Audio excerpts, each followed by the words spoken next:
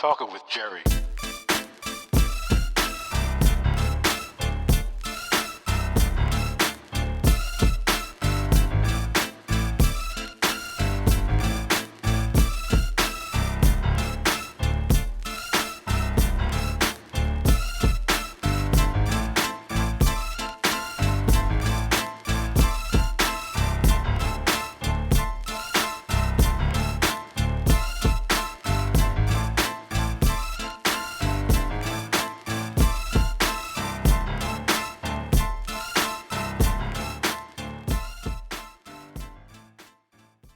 Hey, don't forget to subscribe. This is just some short commentary on a host that I listen to occasionally on the radio. I'm a big radio listener of talk radio, that is, on Sirius XM radio.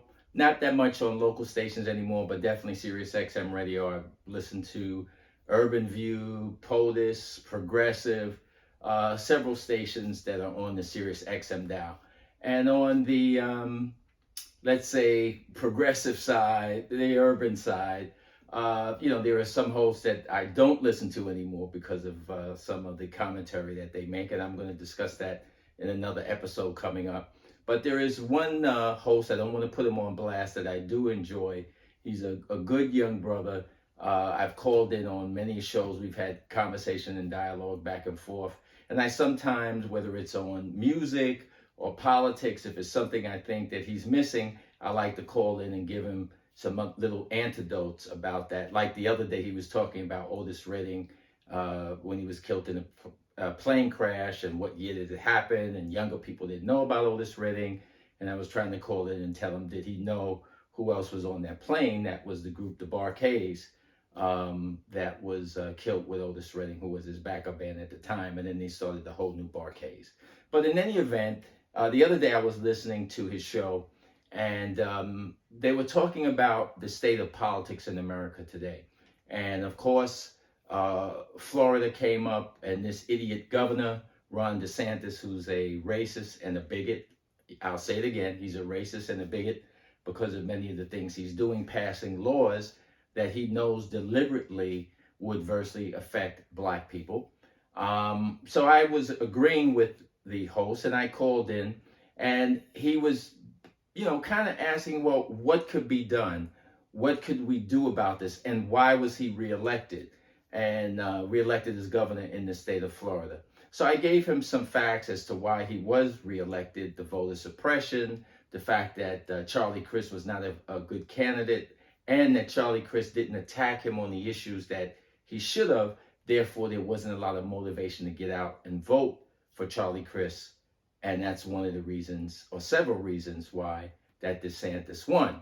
But what was most important, what can be done about the actions that he's taking? What can be done by the Black community about the things that he's doing? And I gave him some examples of things that should be looked at being done, and that unfortunately we had people come into the state who are the usual suspects who come in for a rally, or they do a little march, or they get in front of the cameras, and you never hear from them again. Nothing's going to happen. So, I said to him, we have a history in this country, Black people, of making things happen. Whether it was Dr. King through embarrassment of making the U.S. look bad in front of the world in the way Black people were being treated as second-class citizens, or Black people that had positions of power, unlike what we had in the 60s, taking some type of action to bring awareness to what was going on.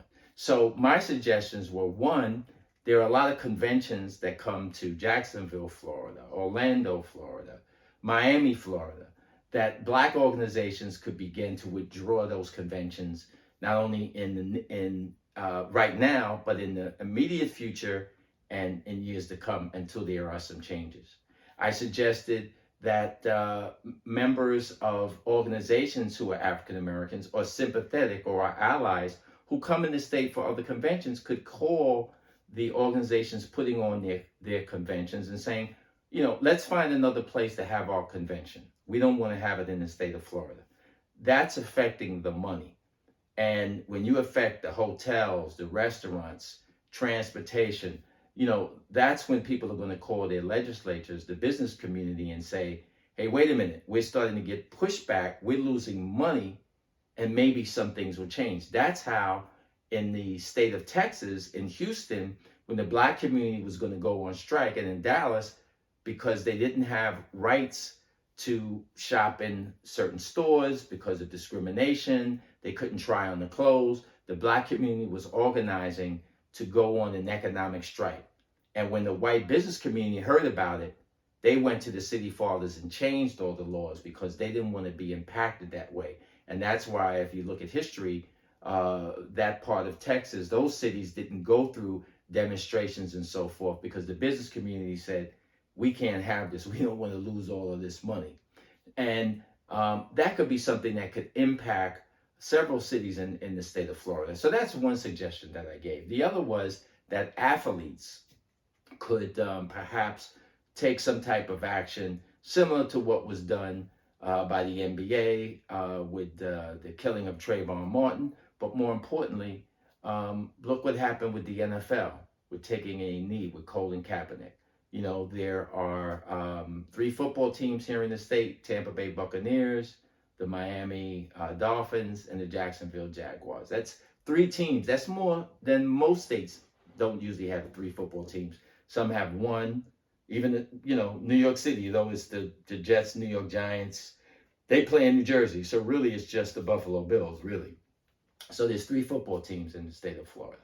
But the other thing that I mentioned that got him riled up was I said, artists could begin to not come to the state to do concerts. Remember, Stevie Wonder, after Trayvon Martin was killed, said, I'm not coming back to Florida to do another concert until they change the stand your ground law. And Stevie Wonder has not been back. But imagine if all of the black artists, as popular as black music today is and hip hop music is today, along with a lot of white artists, said, you know what? I'm not going to do a concert in the state of Florida anymore. Imagine if Beyonce, her concert that's coming up in Miami at the football stadium in a few months, if she went and did a press conference and said, based on what's going on in the state of Florida, banning of books, banning black history books. Beyonce is a big supporter of the LGBTQ community. And if she spoke out on that and said she wasn't going to do her concert, not only imagine the worldwide embarrassment, but the publicity that something like that would generate for these issues. So that was something that I mentioned to him. And then he, after, I was disengaged from the phone, he wanted to laugh and said, oh, Beyonce needs some money. She's getting her bag and she would never do anything like that. Ha, ha, ha. Well, he's a younger brother. And I just want to say that, what if during the civil rights movement, we didn't have people like Dick Gregory, who was, the #1 black comedian, who was knocking down the door to play, venues with a white crowd, who was making over $1 million a year, which back in the 60s was a lot of money, who gave up his career to work on the civil rights movement.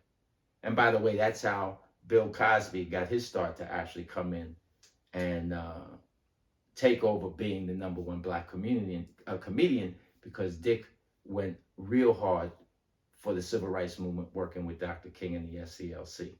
But imagine if Dick Gregory didn't do that. I mean, Harry Belafonte, Sidney Poitier risked not their careers, but their life going into the South and marching in Selma and in other places for black people to have the right to vote. And in one case, when they flew into, it was either Mississippi or Alabama late at night and had a drive, they didn't even have any bodyguards or anything with them. They were almost set up to be killed. And I remember reading that Sidney Poitier was very upset with Harry Belafonte, though they were good friends, for putting him in danger like that he could have lost his life. Them going into the Deep South, doing what they did. And when you look at South Africa, where during the apartheid era, basically every black artist turned down millions of dollars. And in today's money, that was a lot of money during the 70s, to turn down money, hundreds of thousands of dollars or $1 million to go and perform in South Africa when uh, we were trying to end apartheid, and we were upset that Nelson Mandela was in jail. So black artists said, we're not going to go there. I don't care how much money we're paid. But that's because people stood up for what was right. And South Africa was, in a whole nother country. So I, just had some thoughts. What if we had unconscious people during the 60s and 70s? Would we be in 2023 in the positions that we are today?